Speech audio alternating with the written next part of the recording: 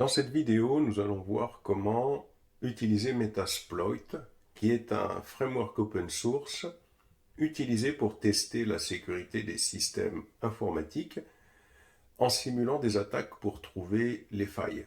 Il est utilisé principalement par les pentesters, les développeurs et les experts en sécurité. Alors, on voit que nous avons installé Kali Linux.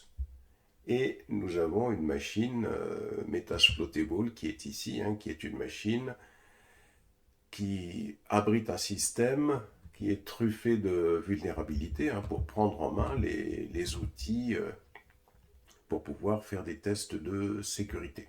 Alors la manipulation qu'on va faire ici, c'est le même type de manipulation qu'on réaliserait pour tester, trouver des failles de sécurité sur d'autres serveurs. Alors dans un premier temps, on lance la distribution Kali Linux et on lance également la machine Metasploitable.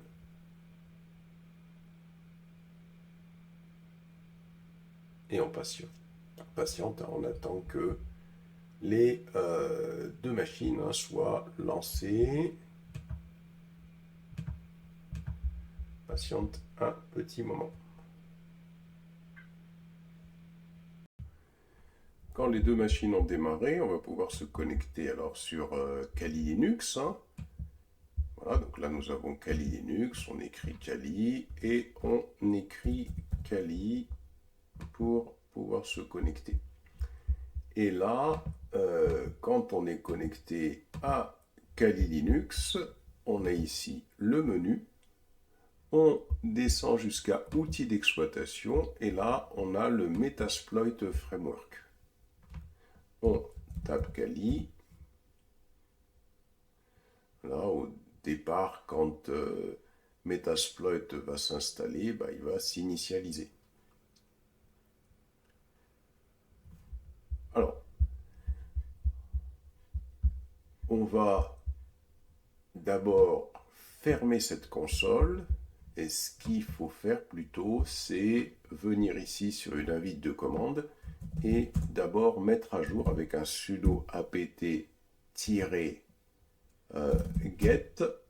install metasploit-framework. Comme ça va permettre de faire les mises à jour, Kali, éventuellement du framework. Là, on nous dit que c'est déjà la version la plus récente de Metasploit qui est installée. Donc on peut lancer Metasploit avec le mode commande. Donc c'est ce qu'on va faire après. Allons voir notre machine Metasploitable qui est ici. La lance. Alors on repère son adresse, IP ADDR. Et là, l'adresse de cette machine, c'est 192.168.33.5. Donc, la machine sur laquelle on veut faire des tests de sécurité, c'est une machine qui est accessible via Kali Linux. Si je viens ici sur Kali, si je fais un IP ADDR, Kali Linux, lui, on lui avait mis une adresse en 33.4. Si je ping la machine Metasploitable, ping 192.168.33.2, elle devrait être accessible. Voilà. Donc l'idée, c'est qu'avec Metasploitable, quand on veut faire des tests de sécurité, il faut bien évidemment que les machines sur lesquelles on veut faire des scans de sécurité soient accessibles. Et maintenant, on va commencer à utiliser Metasploitable.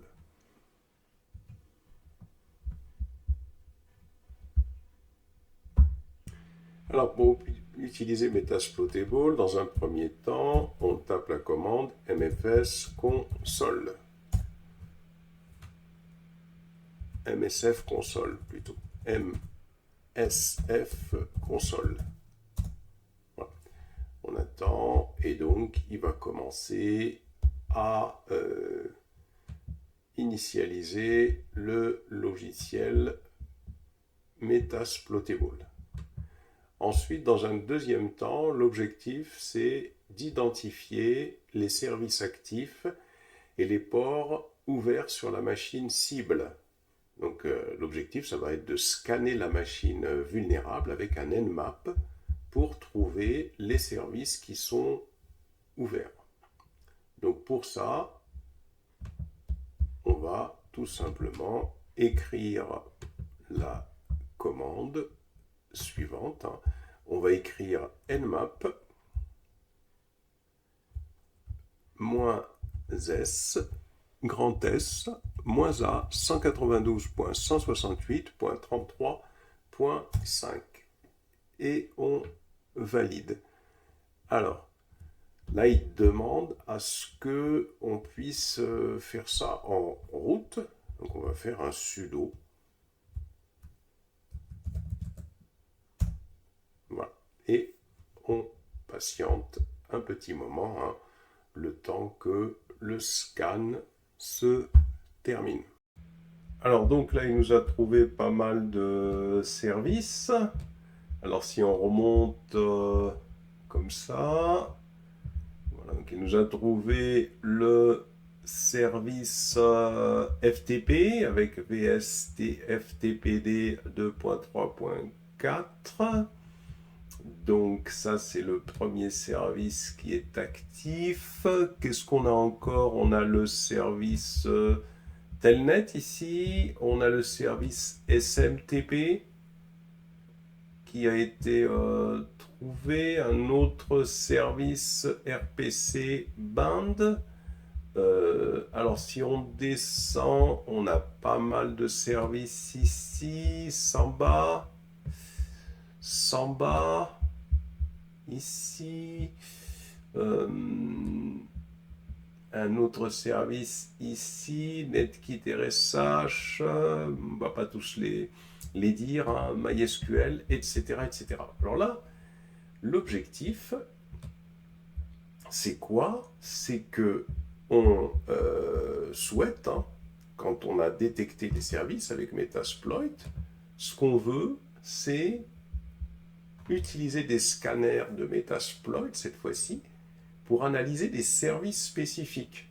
Par exemple, là, on a trouvé plusieurs services et on veut pouvoir les scanner, hein, pour détecter des vulnérabilités sur ces services. Alors, pour savoir quel scanner utiliser,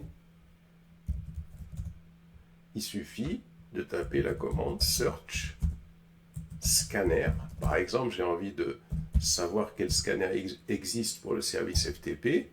Je tape search scanner FTP. Et là, il va me donner tous les scanners qui existent, hein, pour le service FTP. Et il suffit d'aller lire la description du service. Par exemple, pour Samba, alors je peux faire la même chose, hein, search scanner Samba, voilà, et il me donne, hein, les scanners, hein, qui existent pour Samba. Hein, donc je les ai ici. Alors pour scanner les vulnérabilités, ben, il nous donne ici la syntaxe. Il faut faire un use, donc il faut écrire use, un espace, et récupérer le scanner. Par exemple, il nous donne un exemple, hein, si je souhaite récupérer le scanner qui est ici, voilà, hein, donc je le récupère ici, bouton droit copier, et je colle le presse-papier et je valide. Alors ici, il me demande des informations, il faut que je lui précise la cible, c'est host, R-O-H-O-S-T,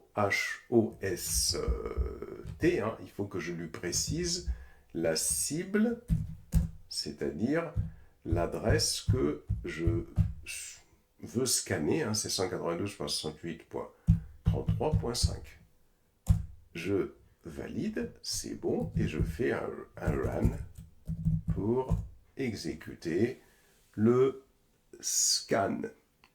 Alors, il me dit que la cible apparaît en train d'exécuter Samba, et il me dit donc qu'il a scanné un host, donc ça y est, donc là, il a terminé le scan. Alors Metasploit, c'est un produit que l'on utilise pour essayer d'attaquer notre service, hein, c'est-à-dire notre serveur. Hein, ça permet de faire des tests de sécurité. Et pour attaquer un service, il faut utiliser ce qu'on appelle des exploits. Alors les exploits, pour obtenir les exploits disponibles pour un service donné, là par exemple pour Samba, je vais écrire search Samba exploits. Voilà. Et puis là, il va me donner la liste des exploits qui existent pour Samba, c'est-à-dire la liste des, en fin de compte, on va dire des scripts, hein, des programmes hein, qui me permettent hein, de pouvoir déclencher une attaque hein, sur le service Samba en fonction de la version de celui-là, hein, bien évidemment. Donc, comme on voit ici, alors il y a plusieurs exploits, hein, il suffirait de les sélectionner et puis d'aller sur internet pour voir ce qu'ils font. On va prendre par exemple celui-là, exploit multi Samba user map script. Alors ça, c'est un exploit qui cible une vulnérabilité spécifique dans certains serveurs Samba. Et cette vulnérabilité, cet exploit, il cible une ancienne vulnérabilité dans le serveur Samba qui permet une exécution de commandes à distance. Donc ça, c'est intéressant. C'est-à-dire que avec cette vulnérabilité, si on injecte un exploit sur la machine Metasploitable, et bien cette vulnérabilité qui est présente dans les anciennes versions de Samba va permettre l'utilisation de la fonctionnalité UserMapScript qui va permettre de manipuler les droits d'accès des utilisateurs. Et bien sûr, on pourra aller consulter cette vulnérabilité dans la CVE. Hein. N'oublions pas donc que la CVE, hein, elle permet, hein, c'est une base de données dans laquelle il y a les vulnérabilités. Hein, qu'en tant que spécialiste de la sécurité, hein, je me dois d'aller consulter. Alors, quels sont les systèmes qui sont affectés? C'est les systèmes Unix, Linux, hein, qui utilisent les versions vulnérables de Samba. Alors, l'exploit, donc, il va tirer parti d'une vulnérabilité dans la fonctionnalité de Samba, où un attaquant peut injecter des commandes hein, dans un script mal configuré lié à l'option UserMapScript. Cela permet à un attaquant de contourner les restrictions de sécurité et d'exécuter des commandes hein, sur la machine vulnérable. Alors on va voir comment est-ce qu'on peut faire ça très concrètement. Donc on va aller récupérer cet exploit ici. Voilà. On fait bouton droit, on fait copier, et ici, donc alors je vais faire un clear, hein, comme ça, et je vais faire un use, et je colle. C'est-à-dire que ça va me permettre hein, de pouvoir utiliser cet exploit. Alors là, ce qui m'explique, il m'explique qu'il n'y a pas de payload qui est configuré. La configuration par défaut, c'est CMD Unix Reverse Netcat.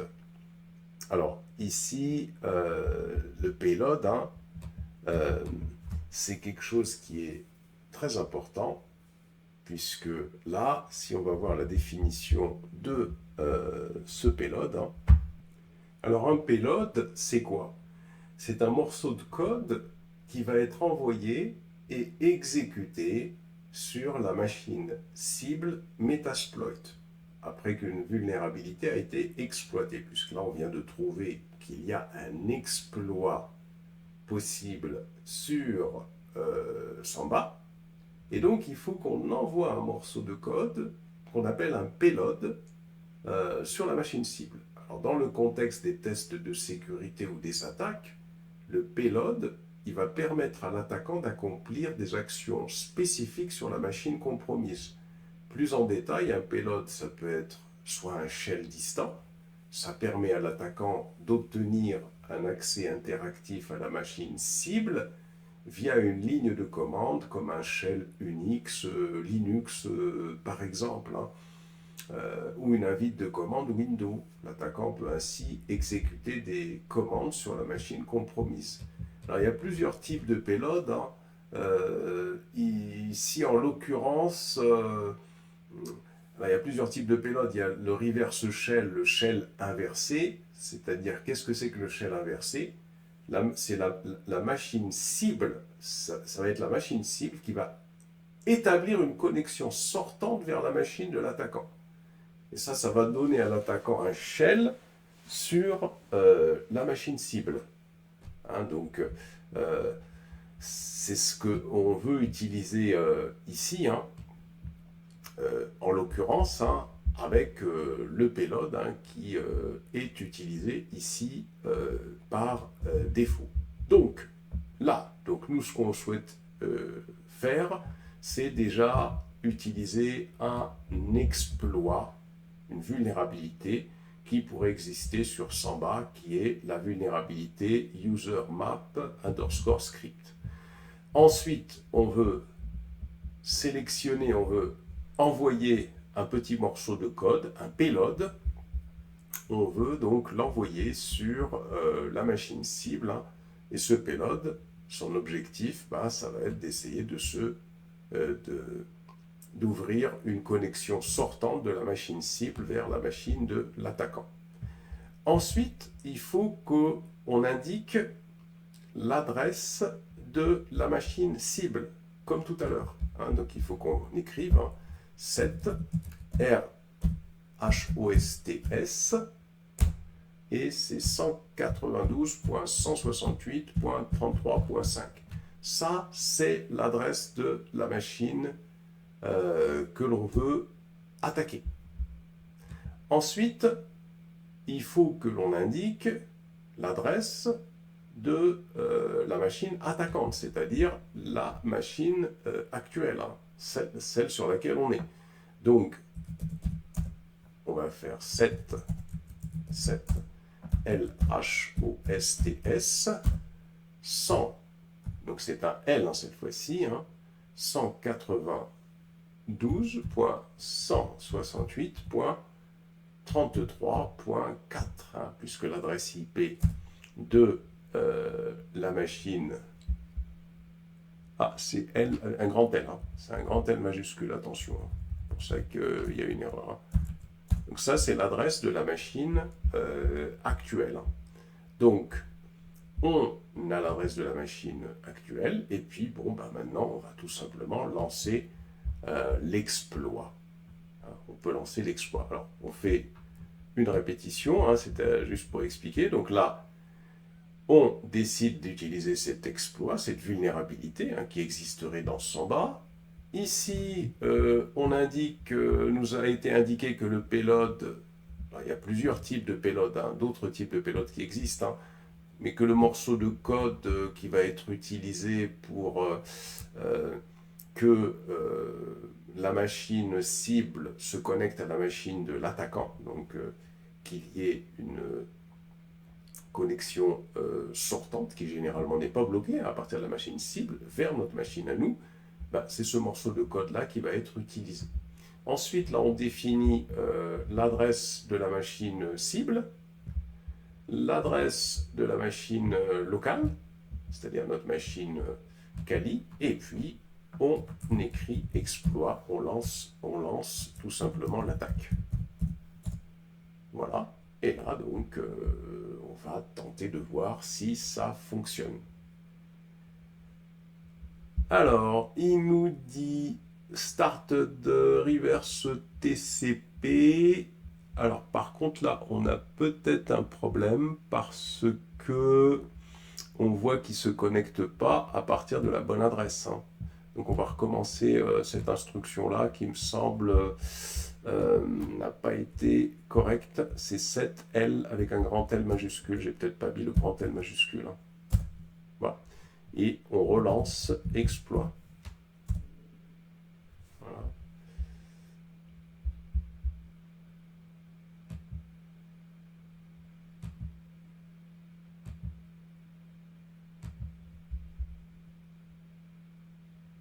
Alors, on va recommencer. Alors, on va recommencer. Alors, donc, il y avait le use.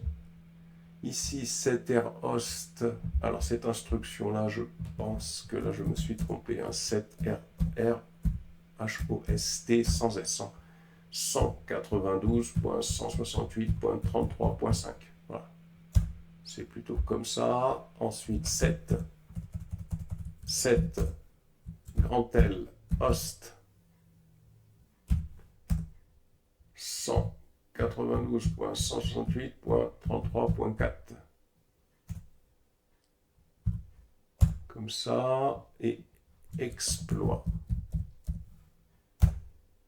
Voilà, là c'est mieux. On voit que il commence à attaquer à partir de la bonne adresse IP. Hein. Donc les paramètres n'étaient pas les bons. Et voilà. Donc là, il nous dit command shell session 1 opened. Donc ça veut dire qu'il a ouvert une connexion vers la machine Metasploitable. Et donc d'ailleurs, on peut faire un certain nombre de choses hein, sur la machine en question. Hein. C'est-à-dire qu'à partir de l'instant où il nous a ouvert une connexion hein, sur une machine, hein, ça veut dire donc qu'on va pouvoir faire un certain nombre d'actions hein, sur cette machine. Hein. On peut taper par exemple ici, je suis sur la machine attaquée, hein. Si je fais un ls, ben voilà, il va me donner tout simplement tous les répertoires qu'il y a sur la machine distante. Si je fais un IP ADDR pour m'assurer que je suis bien sur la machine distante, tiens, bah tiens, voilà. Donc vous voyez, je suis sur la machine distante. Donc là, on voit qu'avec Metasploitable, c'est un formidable outil pour faire des tests de sécurité sur une machine. Alors je vais faire un exit ici, faire un exit encore ici, voilà, pour revenir sur ma machine. Je vais faire un exit ici. Voilà, donc très concrètement, qu'est-ce qu'on doit faire quand on veut faire des tests de sécurité? Premièrement, on a vu qu'il y avait la reconnaissance de la machine, hein, avec un... On pourrait faire un history ici d'ailleurs. Voilà. On a vu que la... Alors, j'ai peut-être pas les commandes ici. Non, j'ai peut-être pas les commandes ici. On a vu que premièrement, il y avait la reconnaissance du réseau, hein, pour trouver, avec la commande nmap, pour trouver les machines existantes sur le réseau. Ça, c'est la première des choses. Hein. Une fois qu'on a fait ça, une fois qu'on trouve les machines existantes sur le réseau, ça permet également de trouver les services hein, qui existent sur les machines. Et puis, ça permet de trouver, une fois qu'on a trouvé les services, ça va permettre de trouver les scanners liés à ces services hein, pour pouvoir faire des recherches de vulnérabilité. Très concrètement, ce qu'on a utilisé, on a utilisé dans un premier temps la commande nmap, hein, qui est ici, hein, qui a permis de rechercher tous les services actifs hein, sur la machine. Ensuite, une fois qu'on a trouvé cela, on a utilisé les scanners de vulnérabilité pour rechercher des vulnérabilités dans les services.